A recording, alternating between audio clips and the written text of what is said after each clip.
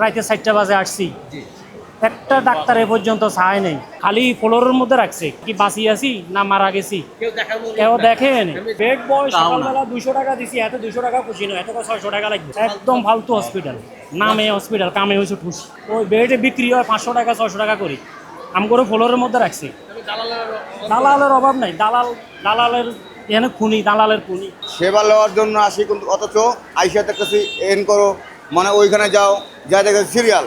অথচ অনেক অনেক মানুষ ঠিকই যে চিকিৎসা পাইতেছে, কিন্তু সাধারণ জনগণ কোনো সময় চিকিৎসা পাইতেছে না। সকাল 8টা বাজে যাচ্ছি, খালি একটা মাথায় এক্সরে করাবো, এটার জন্য 5 মিনিটের কাজ, অথচ বেলা বাজে 12টা।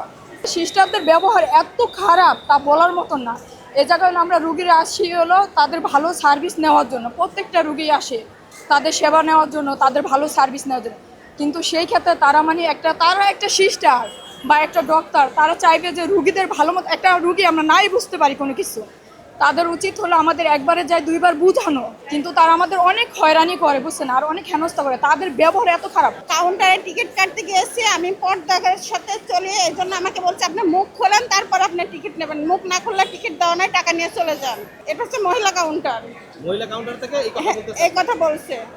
তারপরে আমার স্কিনের সমস্যা, চর্মের সমস্যা, আমি ডাক্তারের কাছে গিয়েছি, বলছে আমি হাত দেখাইছি, বলছে যতটুকু দেখাইছে না ততটুকু ওই ট্রিটমেন্ট পাবে না। বলছে আমার আরও শরীরে অনেক জায়গায় আছে, তো দেখানো যাবে না। বলে যদি দেখানো না যায় তাহলে ট্রিটমেন্টও হবে না। তাহলে আমি আউটডোরে ওখানে মানুষের ভিতরে কিভাবে তাকে আমি শরীর দেখাবো? এই যে আজকে 1 সপ্তাহ ধরে স্লিপ নিয়ে বয়া রয়েছি, এইখানে এই ওয়ার্ডে যান ওই ওয়ার্ডে যান, আর যা সত্যি কথা আমি বলতে চাইছিলাম কি সেবা আমরা ভালো করে পাই না। সকাল 8টা থেকে নিয়ে 12টা পর্যন্ত সিরিয়ালে দাঁড়ায় রয়েছি, সিরিয়াল পোড়া করে গেছি, ওইখানে যা দাঁড়িয়েছি উনি বলতেছে আজকে হবে না, শনিবারে আসেন।